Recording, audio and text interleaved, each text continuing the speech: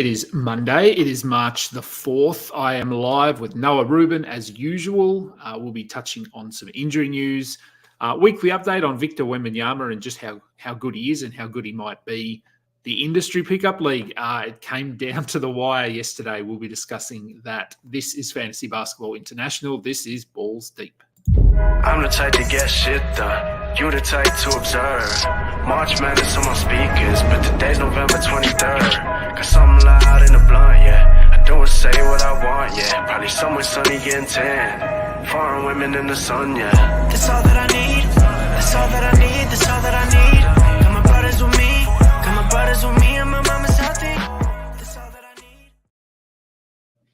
Welcome to the Balls Deep podcast, part of the Fantasy Basketball International Podcast Network. I'm your host, Adam King, at AdamKing91 on Twitter. Joining me, as always, is Noah Rubin, at Noah Rubin22. Noah, how was your week? We're going to talk about industry pickup, so we don't need to touch on that league. But outside of fantasy basketball, how has your week been? Outside of fantasy basketball, my week was good. It was, there's not much to my week outside of fantasy basketball, it feels like, especially when we're in the prime part of the season. But overall, good week. Yeah, we are in the prime part of the season, so probably fantasy playoffs for a lot of people. I think two of my 5 leagues that I'm in, playoffs start this week, and then the rest are next week. Touched on the industry pickup league very briefly. We were talking about this before we jumped on, and then I thought, well, let's just talk about it on the show because it's relevant. So for those that aren't aware, industry pickup was a league we created this year with 12 analysts. Standard 9-cat. Next year we'll be expanding it to incorporate other formats as well. So there'll be a lot of analysts involved next year. Mitch Casey and I have been doing weekly breakdowns, but we haven't done one for a couple of weeks because he's been very busy he's got football stuff because footy is starting over here in Australia. So he's busy with a lot of stuff. So heading into this week or the previous week, I was sitting 7th, top 6 make the playoffs. You were up against B-Dub, and you were just behind me, I think, in the standings coming into the week. B-Dub was one ahead of me. Mike Catron was one ahead of him, but there wasn't much in it. And coming into the last day, I was leading Alex Barutha 7-2. So I needed to hold on to that victory. Actually, no, I was only leading 5-4, but I streamed in 4 players for the last day to bump up my field goal percentage and 3-pointers, which worked. I won 7-2. I was watching Dan Titus and Mike Catron battle it out, and I needed Dan to win 5-3-1, which he did until Fantrax updated their stats and gave an extra block to Mike. So Dan ended up winning 5-4, which meant I was half a game behind Mike Catron, and I thought I was done. But then Dan actually brought it to my attention that you came from nowhere. You were trailing heading into the last day against B-Dub, 6-3, I believe, and you ended up winning 5-4, which meant that I got B-Dub on percentages. To his disgust, he was bundled out of the playoffs, and I snatched the 6th spot. So I have to thank you for continuing to set your lineup and going right till the end. And B-Dub, look, bad luck. What else can I say? I know we talked about that last week about you saying that I needed to win 6-3, I think, to help you out. But you ended up winning 7-2, so it ended up working out just fine. But I know I needed to win 6-3 to even have a chance of things working out in my favor. But obviously with you winning 7-2, it didn't end up mattering all that much. But yeah, we talked about it because I had Embiid go down. I had Jimmy Butler kind of in and out of the lineup for a little while there. So I know I lost last week 7-2, and I was like, okay, I'm going to have some really big games from some guys that don't really give really big games in order to have a chance to kind of sneak in here. Sucks that I won 5-4. I know it helped you, but moved down in the standings after winning just because of the way that you and Mike Barner ended up getting wins. So nice finish to the season. Obviously a little bit disappointing that I didn't make it into the playoffs, but I think you will be representing Fantasy Basketball International well. So I will, yeah. And it was it was a really tight league, which I think is what we were after. So going down to literally the last game of the season, and with still, in theory, 4 people sort of vying for 2 spots. As I said, I only finished half a game behind Mike out of 5th spot. So in that league, I believe it is Josh Lloyd and Drew Dinkmeyer have the bye in this week. I am up against Rhett Bauer.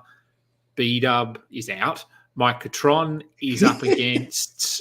I'm just mentioning it again, so if B-Dub is watching, for sure. He is out. And Mike Catron is up against... Who finished 4th? Pardon? Mitch. That's right. Mitch did, yes. He was sort of hovering in that 4th spot for quite a while. So, so it was a tight finish. So I'm glad I just snuck in there. I don't know how I'm going to go against Rhett this season. He's beaten me twice, so I'm going to need a little bit of luck. But it does segue a little bit into, well, I'll pop this question up, but also something I wanted to talk about. Do I have Wemby? So Old Man in the Sea, in Chet we trust, and do I have Wemby? Yes, I have both. So I have Wemby and Chet in this league. I ended up taking Wemby with the 13th pick, I believe. I had Anthony Davis with my first pick, and then I took Wemby, and then I took someone, but I took Chet on that next turn. So at that 36, 37 turn. So yes, I do have both. And as I said, transitions into, let's just talk about Wemby and how good he's been the last month. I think I went on record probably a month ago and said I'd probably take him with my first pick. It seems like everyone else is coming around, and it's looking like he probably will be the number 1 pick next year. What are your thoughts on him for next season? Goodness.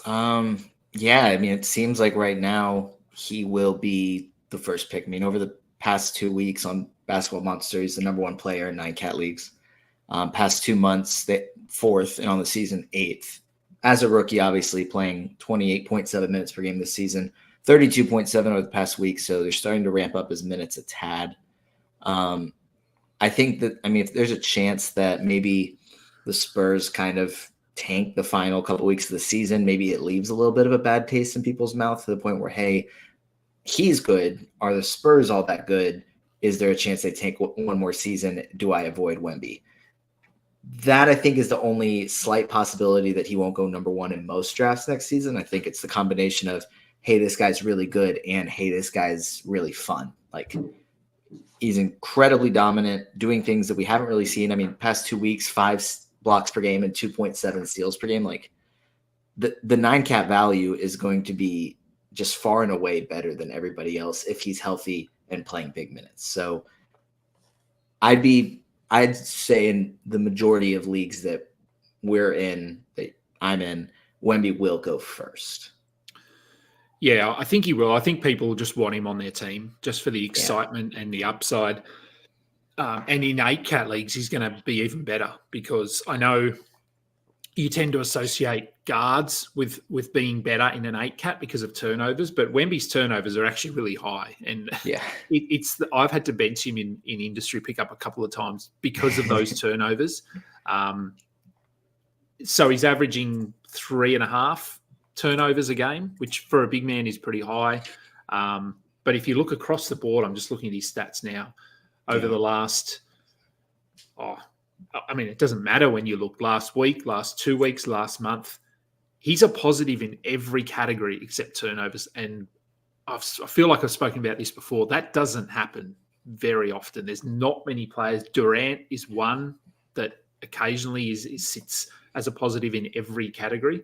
But yeah, he's just going to be unbelievable. And I wrote an article, and I did say for the rest of this season, I mentioned him as a buy, as a sell high, and that's not to say that I don't think he can be the number 1 player rest of the season, because I think he can.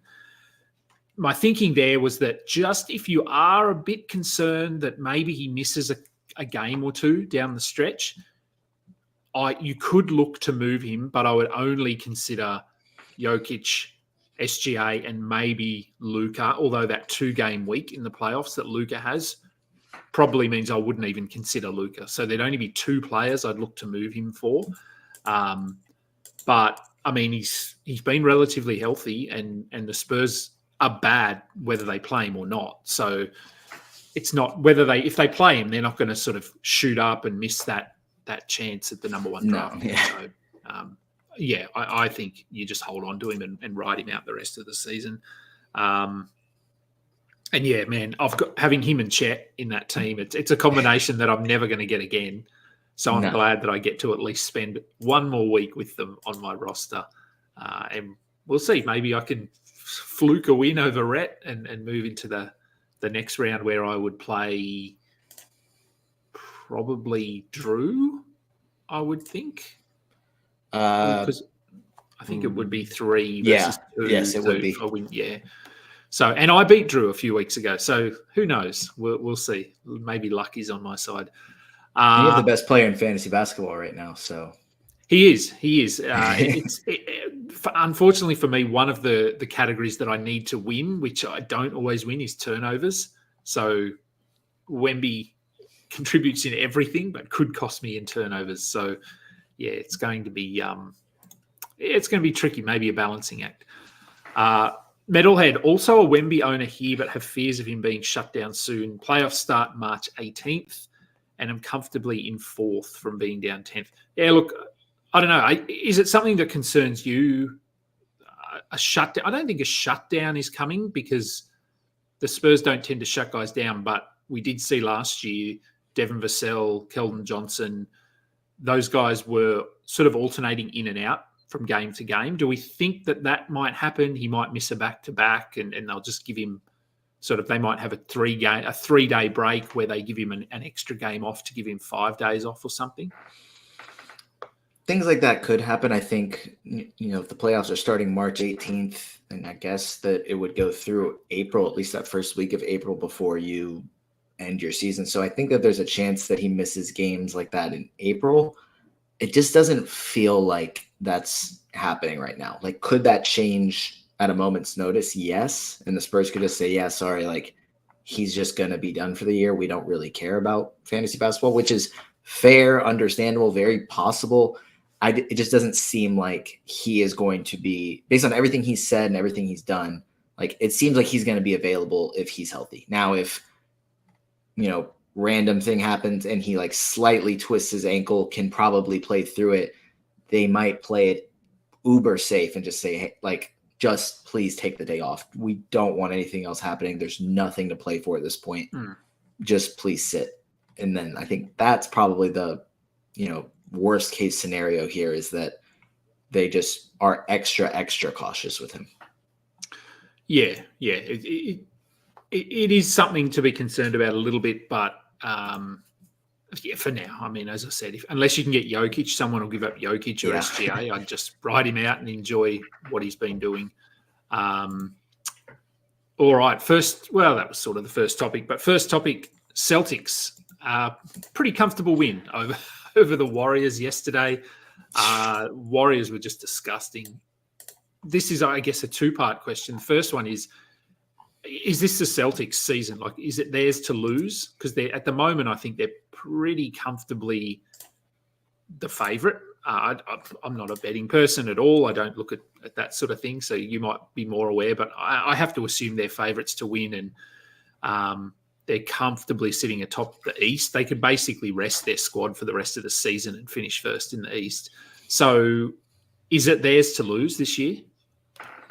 I think it is. I think even before the season, it was easy to look at the roster they have and say, hey, like they should win this whole thing. Like they're too talented. Derek White has been better than I think anybody expected. Drew Holiday, adding him in, he's won a championship before. Kristaps Porzingis is, I'd say, the third best offensive player behind Jason Tatum and Jaylen Brown, and that's an excellent number 3 option right there.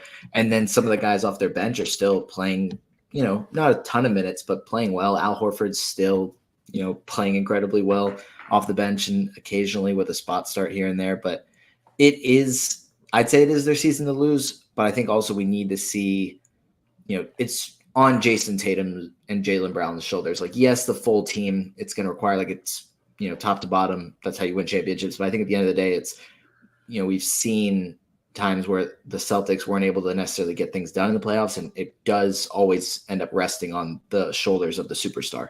It is Jason Tatum's team. He's the face of the franchise. It's kind of on him to get it done, even if the rest of the squad is absolutely incredible. Yeah. And I feel like they're out there to prove people wrong, because they've been in this discussion the last couple of years and they've just fallen short. So they obviously added Porzingis and Derek White last year, but Drew Holiday. So their roster now is very solid across the board. Oh man, and the CKP might even be Boston's second best player. That's fair. I think it's fair. Yeah, I mean, Jaylen Brown, by all accounts, he hasn't had a great year. He's been good, but I wouldn't say that he's been a standout for them at all. And neither has Tatum, to be honest. Like, he's been good. He's very good. But if we look at it purely from a production standpoint, he hasn't been as good as he has in the last couple of years. And I think that just alludes to how good their roster is now. He doesn't need to, on a nightly basis, be their best player. Derek White, there was a period earlier in the season where White was even in the discussion as their best player during that period, if you look holistically. But and Porzingis has been great. He's been pretty healthy. They've been able to manage him. So, yeah, I think that's certainly a discussion that you could have. Yeah. And then on the flip side, the Warriors, they had, prior to last night, they had looked better. So they had been playing a bit better. Chris Paul was back. Was last night purely an outlier? I mean, it is, in terms of they're not going to lose by 50 again. But we're seeing more moments like this where they have a big loss. Steph Curry plays poorly. In the past, this was really rare. We would only see this once a season, maybe twice. Now we're seeing it every couple of weeks. Are they done? Like, is it time for them to move on and which they have a little bit, because they're playing Podziemski, they're playing Kuminga, but can they do anything this year, or is it more about building these young guys up and looking ahead to the next couple of years and making a decision on what direction to go? I don't think you can count a team like the Warriors out ever. I mean, I think with their championship experience, they still have, even if it is kind of just a shell of Klay Thompson and what he was, like, he's nowhere near what he was. Same thing with Chris Paul. Draymond is still productive, obviously older. Steph is still Steph, even if there are games. I mean, I think it's been which is just insane for him, 3 games this season where he hasn't hit a 3, which is just absolutely insane.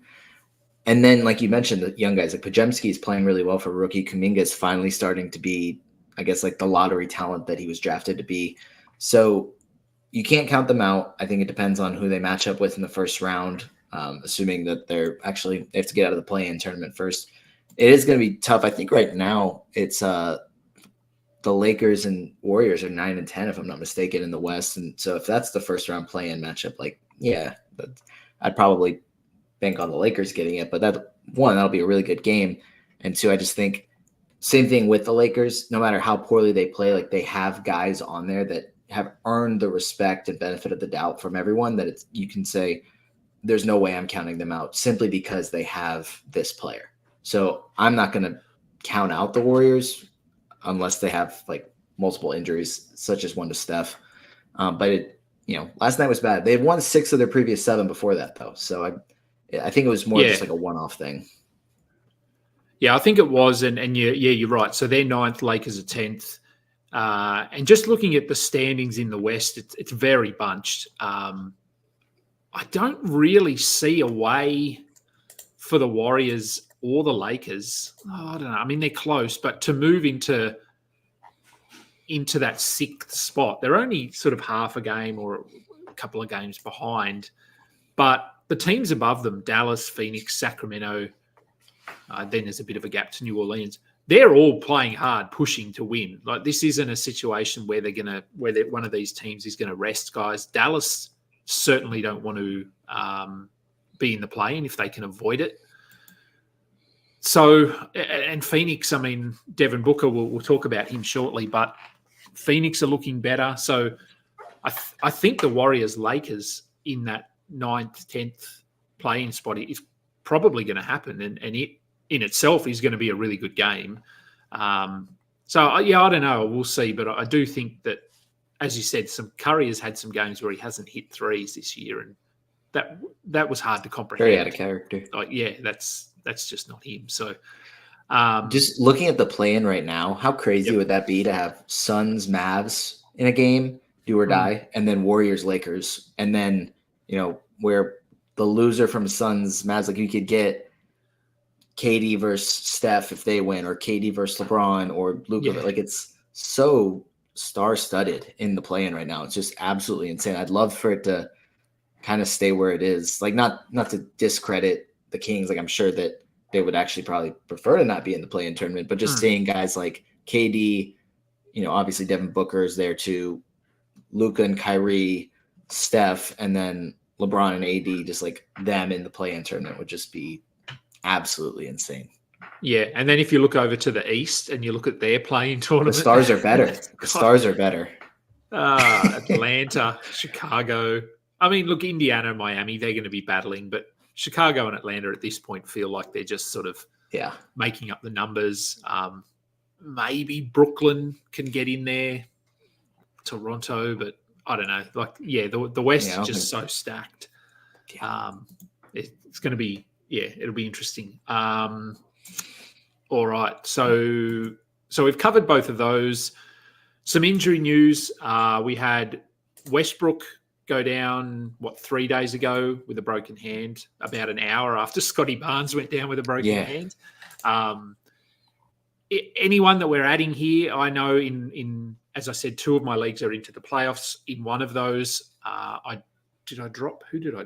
I dropped Luke Kennard and picked up Norm Powell last night.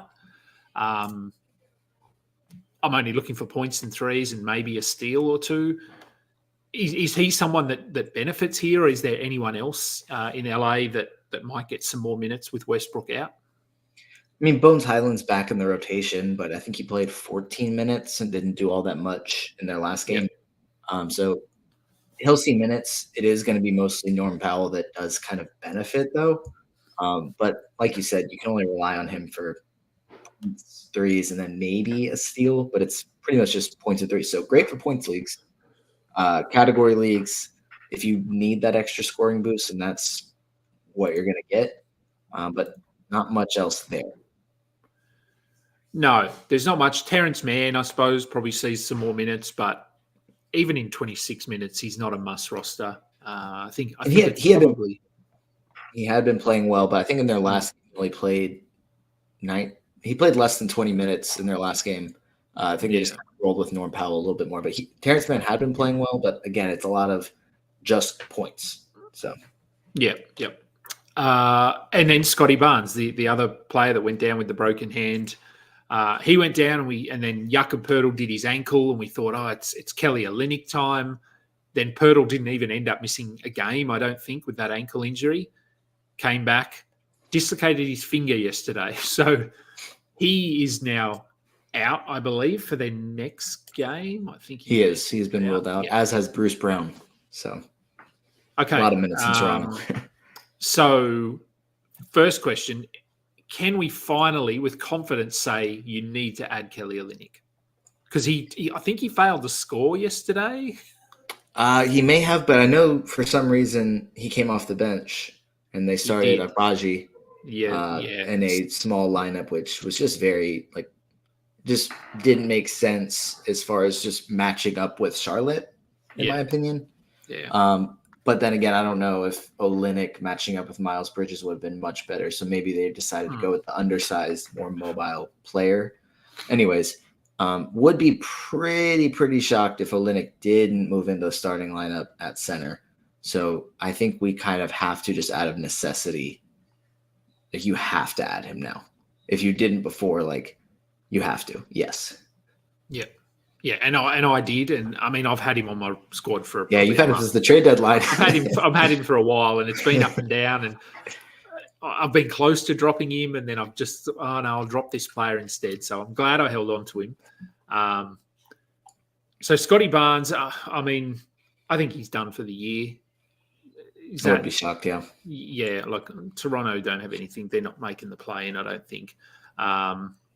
Who knows with Jakob Poeltl? I mean, a dislocated finger is an interesting one. It could be 2 games. It could be 2 weeks. It just depends what other damage there was, and also whether Toronto just want to play him or keep him on the bench. Gary Trent is probably the other one who's been trending up a little bit over the last 2 weeks. He's been playing big minutes. He's been hitting some threes, getting some steals, which is what he was doing 2 seasons ago. I think that was his breakout when he averaged. Even last year he was still doing it. It's just last year he was good. Yeah. But yeah, he averaged close to 2 steals a game, I feel like, a couple of years ago. So yeah. Are we adding him now? Yeah, I think you kind of have to, because at least, I mean, the steals may not be what they were, because last year was 1.6 per game. The year before it was 1.8. Yeah. It's only been 1 this year, and it has been better recently. To start the season, it was very, very low. But yes, the steals have been better, but also just the shots have to go to someone. Like Scotty Barnes is out of the lineup. Now Jakob Poeltl's out. Obviously, earlier in the season, they traded away other scoring options. So it's really, at this point, Gary Trent, RJ Barrett, and Emmanuel Quickley are the main scoring options. So, yeah, I think I would be adding him past 2 weeks. Basketball Monster has him 84th, 14.3 points, 2.3 threes, 1.2 steals. That's doing most of the work there. But, yeah, I'd be adding him.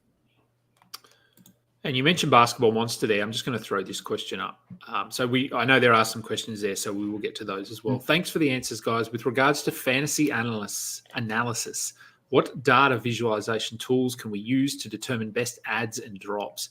There's a few out there. You can just use the ones within the platform.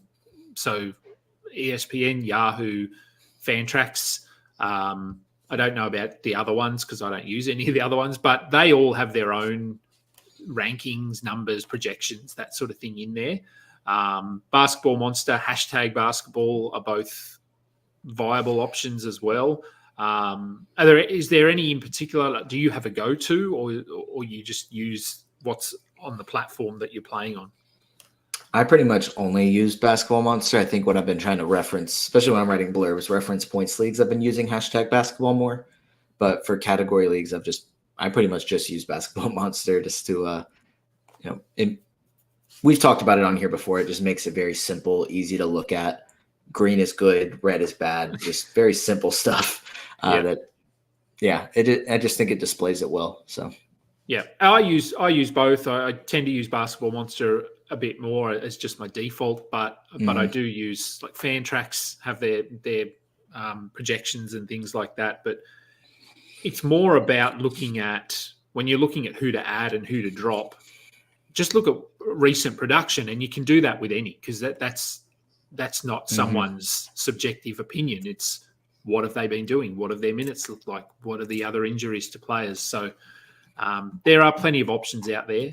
But yeah, I tend to go with Basketball Monster as well. The Jazz. So we felt like this was probably coming. Lauri Markkanen is out with knee soreness. Is that what it is? Quad contusion. So there you go. There's a general injury. Deontay George is questionable with an illness. Walker Kessler is out. Is this the start of the Jazz heading down this path of we're just not going to play our guys, we're going to give young guys plenty of minutes? And if so, is Taylor Hendricks someone that needs to be added now? Yeah, I guess it actually seems like it might be kind of the start of that, because the Jazz didn't play yesterday. They played the Heat the day before, so it's not like a back-to-back rest or anything like that. So yeah, unfortunately, I guess it does kind of seem like this might be kind of the time of the year where the Jazz kind of pack it in and say, we're just going to roll with the young guys. I think that is really good news for Taylor Hendricks. I know a lot of dynasty managers have been very high on him. Dynasty analysts have been very high on him. So seeing him get those minutes will be fun. I think he's a guy that has a lot of upside defensively and has already shown some pretty solid games as a rebounder. So I think he's a guy that's going to be very productive down the stretch, especially if we continue to see Lauri Markkanen out of the lineup.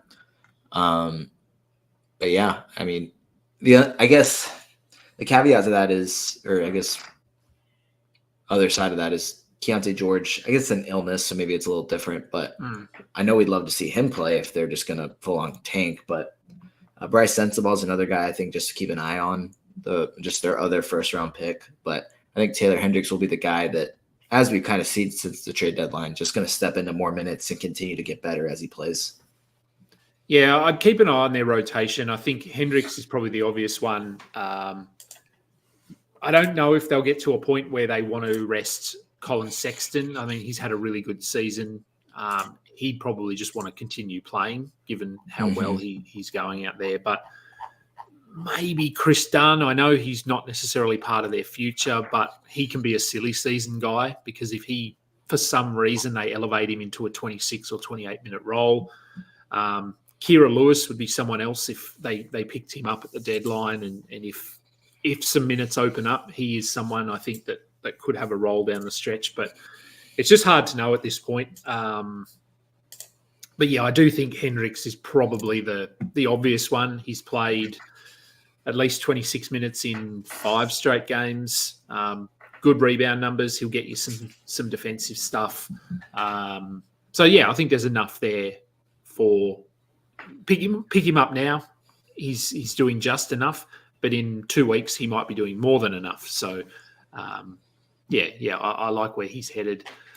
The Nets. So looking at the schedule this week, the Nets have a very rare nowadays 5-game week. I don't think we've had has anyone had a 5-game week this season? I don't think anyone has. I don't recall. I don't think so. I'm gonna see if I can quickly figure that out. No, I think this is. Oh, actually, yeah, no, just them. No, just the Nets. That's it. That's it. Yeah. So the only 5-game week of the season. So who are we cashing in on the Nets?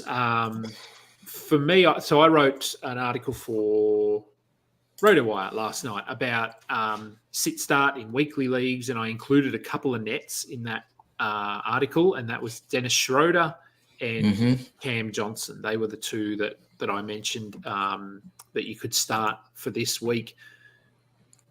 Who are you looking at in Brooklyn for this week?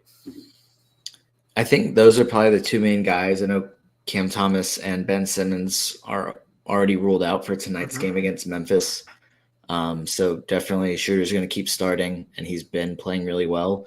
Cam Johnson played really well against the Hawks, but I've actually been kind of looking at the numbers, writing blurbs for those games because generally I write about the Hawks games. But Cam Johnson in 4 games against the Hawks this season has scored 23, 17, 29, and 23 points. So he seems to really like playing the Hawks, but obviously against everybody else, he's been pretty bad. So hopefully he's able to kind of keep this thing going because he's been really good the last 2 games, but it would be crazy if he's just like overall just incredibly bad season to his standards, except against Atlanta. For some reason, he decides to hit all of his shots. But I'm more optimistic that it's not going to be this random thing of for some reason he plays well against the Hawks. I think he'll be able to keep it going. So he is a guy that I would definitely add. The only other guy that maybe would be worth looking at, I guess, would be like a Dennis Smith Jr. because he's been pretty solid, but I think the minutes aren't there consistently. The production isn't there consistently, like enough for me to spend an actual roster spot, spend fab on him, anything like that.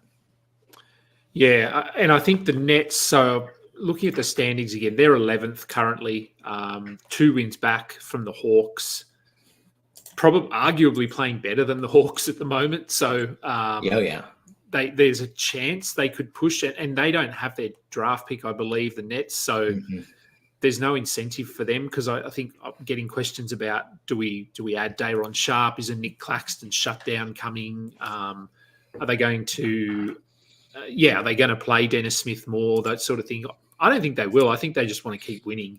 And that 10th spot, the final play-in spot, is up for grabs because the Hawks are not playing well, and Trae Young is out for the next 3 weeks. Okongwu's out for the next couple of weeks. So I think they're coming for that last play-in spot. So I don't think there's a world, not at the moment anyway, but revisit this in 2 weeks, and maybe the Nets have lost 5 in a row and the Hawks have won 4 in a row or something like that. Seems unlikely, but you have your Hawks shirt on there. Maybe I do. Maybe you're more confident than the me. Nets are making the play-in. The Hawks are not. I'm just going to say that while holding this up so everybody can see it. Nets next 4 games: Memphis and Philly at home, and then in Detroit and in Charlotte. So I'm assuming that there's a good chance that they stay hot and win most of those if they play well. But the other thing there is Kevin Ollie's kind of coaching for his job because he's just interim. It's his first head coaching job in the NBA. So if things go well and he gets into the play-in, maybe he sticks around, or maybe he earns, consideration somewhere else. So I just think that between that and the no draft pick, like there's no reason for them to ever pull the plug on their season. It's going to come down to the very end. And Atlanta, if they start or keep losing, then there's no reason for them to just keep trying to make it to the 10th spot in the East, just to potentially lose. If not, if they make it out of the play-in tournament, win 2 of those games, then probably losing by a lot in 4 games to Boston. So I think it's just far more likely that Brooklyn makes it at this point. They're down 2 games at this point in the standings because they just beat Atlanta twice. So yeah. And I know, we know Chicago are going to try and get that 9th, 8th spot. That's what they do. They didn't want to do too well. They wanted 8 or 9. That's what they wanted. Yeah, that's where they hang in that area forever. All right, so I'm just going to bring up some questions now and go back to the top of the chat. Better way to start the week. I don't think there is. So Kingy and the Rube, Kingy and the Sandwich, or Kingy and the Ark. Oh, man. You got a preference there? I say, I don't know which one, but I say we take one of those and make it the name of a show. We have to do that at this point. We could. We're on the show every week together. So yeah. So maybe we do that. We could call We'll have to decide on one of those. Yeah, we will decide on one of those. All right. Where are we? Here we go. Amen Thompson. So Matthew Walsh, thanks for joining us. Amen Thompson has popped up on waivers. Should I drop Neesmith for him? 12-team ESPN points. Final start this week, but I have the bye. So I guess the question here is, beyond this week, who would you rather have, Neesmith or Amen Thompson in a points league? And it's an ESPN points league, so those end up being a little different. So I'm actually trying to quickly look, because I'm in one ESPN points league with some friends from college. So I'm just trying to see Neesmith, the last 2 games he's played, so he's averaging 25.6 over the course of the season, but actually that's probably not as important. I think at this point I'd lean Neesmith just because Amen Thompson is coming off the bench. The minutes haven't been there quite as often with Fred VanVleet healthy. So I think I would lean Neesmith, though his past 2 games since he returned from injury haven't been great. No, they haven't. But I think that the Pacers who are in that sort of playoff race, play-in playoff, so they're 1.5 games behind the Magic, 2 games behind Philly, with Miami sort of sandwiched in between them there. Pacers need Neesmith playing well to compete and be a good team because he's their defensive sort of wing guy. So I would lean Neesmith. I just think his role is a little more secure at the moment. I do think if they were playing the same, if they were both playing 26 minutes a night, I'd go Amen Thompson. I think he has higher per minute upside, but given where their roles are at the moment, I would go Neesmith. Yeah, that's kind of what I'm thinking. Hot take from Old Man in the Sea. If the Lakers get the 8th spot, which they very well could, and play OKC, it's their easiest playoff opponent. So what? Yeah, look, I think both OKC and Minnesota are sort of yet to prove themselves in the playoff arena. If the Lakers did get to that 8th spot and came up against OKC, who do you think would win that playoff series? Goodness. So they play tonight, but the Lakers have won 2 of the 3 games that they've played against the Thunder this season, which is interesting. That's just looking at the schedule, not actually looking to see if everybody that could have played in all those games. But I don't know if it's their easiest playoff opponent. I think it is a good matchup in the sense that Anthony Davis should have no problems with Chet Holmgren, and just overall like their lack of size outside of Chet. I don't, because they have, I think it's Bismack Biyombo and Mike Muscala behind Chet, and Jalen Williams when he's healthy. So not exactly, the crew that's going to slow down Anthony Davis. I don't think it's the easiest matchup. I think I would still pick the Thunder. But I think that was also kind of something where we saw last season. Every time the Lakers ran into somebody, oh no, the Lakers are definitely winning this. Lakers are definitely winning this, until they ran into the Nuggets. But even before that, people were still picking the Lakers, where I think it's something that we just see it's LeBron James, see it's Anthony Davis, and give them the benefit of the doubt that nobody's going to beat them in a playoff series.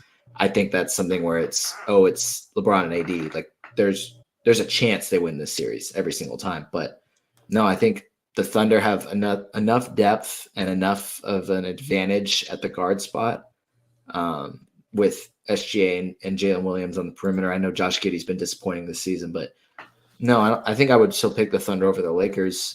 But I get the idea of it's a better matchup for Anthony Davis than, say, Minnesota would be, because they obviously have 2 bigs down there. The other teams up top are Denver and the Clippers, but those are the teams that have a chance of right now being one of those top 2 teams are the Thunder, Timberwolves, and Nuggets. So, yeah, they are. Yeah, they've got sort of a 2-3 game buffer on the Clippers.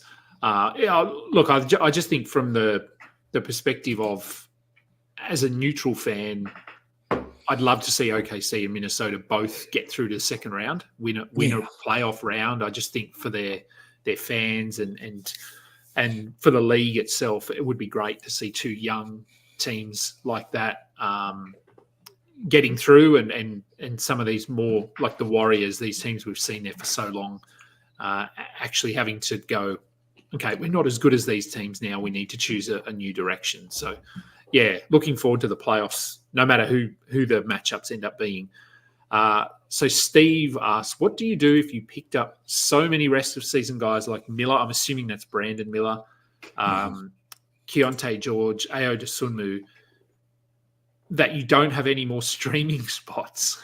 So look, it does happen. If you've picked up, I don't know, for example, Ayo, if you picked him up a month ago as a streamer, but he's turned into a must-roster guy, and that happens. That you do luck out sometimes and land these guys that, in your mind, you're just picking them up for 1 or 2 games, but they're playing so well, their role is so big that you just have to hold on to them. Would you, if you had, say, these 3, for example, or in any of your leagues, if it's happened, what happens if you have built your roster to a point where it's hard to drop anyone? But as we know, streaming is extra important during the playoffs to get as many games as possible. I think it's just kind of a tough thing in the sense that, you have guys you don't want to drop, but you're probably going to have to just make tough decisions and drop someone in order to open up a streaming spot. And hopefully you just continue to stream them so that you drop them and then try and just add them back up. And if you lose out on them, then I don't know, I guess have a backup plan. I think it is something where you'd rather have that extra game and just continue to have more games played than somebody like this, like a Brandon Miller, Keontae George, Dosunmu, where, they're playing really well, but would you rather have 2 games from 2 other players or 1 game from them? I think it is a tough cut to make, but it's one that you kind of have to do out of necessity, and then just hope you can add them back. Yeah, and of course it depends on your league settings, the depth of your league, rosters, that sort of thing. Like in a shallower league, if it's a 10-team league, for example, you could probably drop someone like Keontae George and then pick up an equivalent player, because most teams, if they're still playing, are going to be streaming. So there will be someone might drop, I I don't know who. Let me have a look. I don't know. Maybe someone like a Jalen Green might get dropped, and you need points. Pick him up for 2 games. He might give you 40 points. He might give you 20, and then you drop him. So there will be fringe guys that are dropped because of schedule. That'll be so if there's a team that doesn't play for 3 nights, someone will drop someone who's a borderline top 80, top 90 player because they want to stream someone in who plays potentially 2 games in those 3 nights. So if it's a slightly shallower league, it's a little bit easier because you'll be able to salvage it and pick up someone else. If you're in a standard or a deeper league, 12 or 14 teams, a little bit harder because these guys are sort of, you would look at them and go, I need to roster these players. But yes, it is good to have at least one streaming spot, I think. And you just have to make that tough call sometimes. How many low usage players are okay to have on a roster? So with having basketball Paul Reed and Caruso, I'm a bit afraid to pick up a third low usage player like Trey Mann or Gary Trent. What do you think?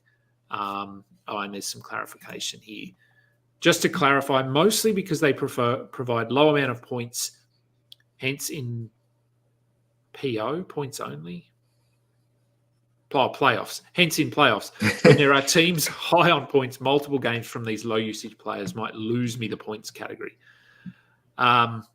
Look, I think it's very build specific. If you're, because my mind goes to my industry pickup league and I'm punting points. So I have a lot of low usage players on my team because I couldn't care less if they score points. So it does depend on your build a little bit. And heading into the playoffs, I've talked about this, I've written articles. It is the time, if it's a head-to-head category league where you only need to win 5-4 or depending on if it's a 9 category, now is the time when you want to focus in on your strengths. So if points are a strength of yours, then you probably don't want too many players that aren't going to score a lot of points. Although Gary Trent could score over the next couple of weeks with injuries, could be decent. But Terrence Mann hasn't been scoring a lot. Paul Reed doesn't score a lot. So now would be the time when you want to focus on your strengths and maybe look to punt 1 or 2 categories if you're not already. What are your thoughts on this heading into the playoffs? Yeah, I think that's kind of like what you said. It's a good point of you need to find your strengths, and it also kind of depends on who you're matched up against because you just have to win 5-4 every week. You don't have to worry about anything else. So if, I think he added in the caveat as well in another message that he's top 3 in points in his league. If you're playing against the number 1 team in points, then don't stress it because you can probably win 5 other categories. Just let them win that one. But if it's against somebody else that's a little weaker in points, then if you're able to get that done without stressing about it, then you're able to do that and probably have a little bit of wiggle room to add in other guys. So I think, like you said, Gary Trent Jr., I wouldn't consider a low usage guy, especially if Scotty Barnes isn't going to be in the fold. Like he's just going to have a lot of points in order for them to even compete in games. So, I think you just have to look at each matchup and say, okay, can I win 5 categories? Is points one of them? Does it matter at that point? Yeah, and I think during the regular season, you're always looking ahead. Who's coming up? Where am I sitting in the standings? In the playoffs, it's really your focus narrows to this week. I've got to win this week because you could look ahead to the next week and go, oh, if I win, I could play this team who isn't good at points, so maybe I can get rid of some of these points guys. But you've got to win this week to get to next week. Very different mindset to the regular season. And I think this links in a little bit to this previous question we had where rest of season guys and who can I drop, who do I stream? Your matchup could answer this question for you. Because if you're, for example, in a league where the team you're against is first in assists and you're 7th in assists for the season, you're probably not going to win assists this week. So Keontae George might be expendable. So have a look at the standings, have a look at who you're against, where you sit in each category. It's the first thing I do in the playoffs and in most weeks, to be honest, but in the playoffs especially. I will look at the season standings for every category and have a look at where I sit in relation to my opponent and go, okay, I'm good at this, I'm good at this, I'm good at this. There's usually going to be one or two categories that are a swing category. So steals, you might be fifth and the other team might be third.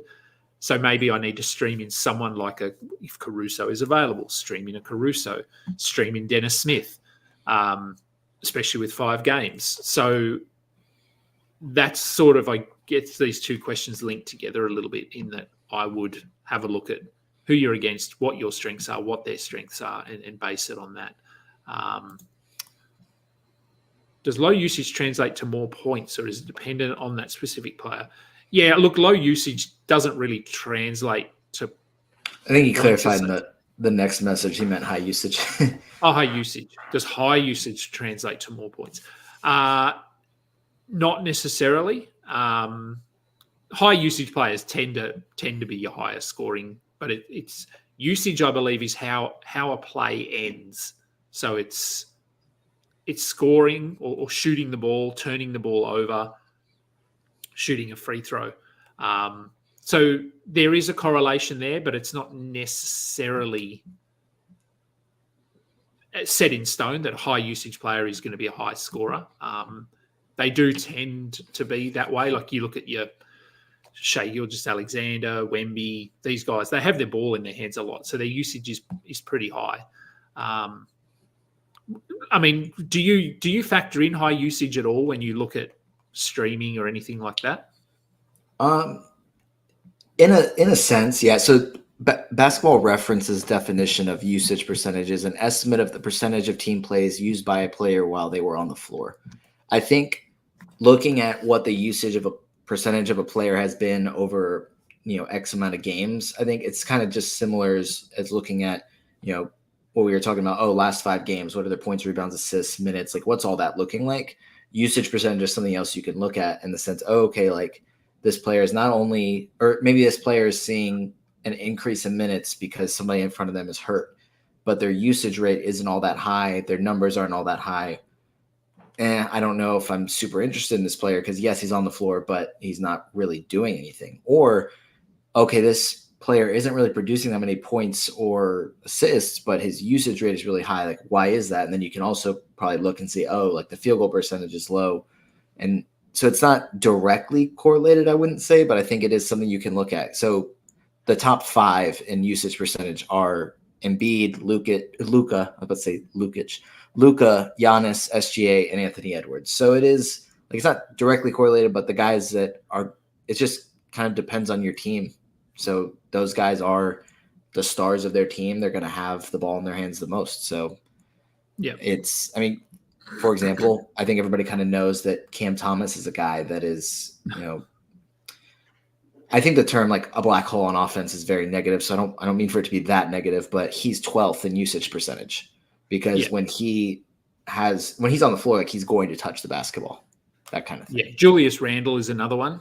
He's 19th this season. Thrown into that sort of doesn't like to pass the ball once he gets it. I mean, he's handy for assists, but yes, once you get the ball to him, he's doing his spin moves and trying to score.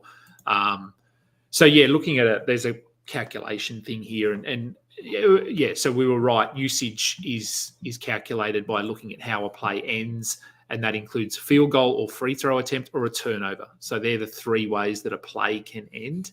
And it's then divided by teams' total field goal and total free throw turnovers. So there is a formula to working that out. And if you scroll through the list, a lot of them are high volume scorers, but there are some that aren't. Nikola Jokic is a really good example. He's a very high usage player, but he's not a high volume scorer by any means. If you look at all of your top 12, top 20 fantasy players, he only averages closer to 20 points than 30 points. So couple more. I'm going to let you go, and I'm going to go, but there are some more questions coming in, so we'll get to those. Just dropped Yarn over the weekend. Was that a mistake? Should I re-add with the Brunson injury? What do you think? Do you think Bojan gets a bump? I mean, you would have seen the Brunson injury. It didn't look like an ACL to me, and we haven't had no indication that it is an ACL. But would you be looking at picking Boyan up, given that they're without OG Julius Randle already?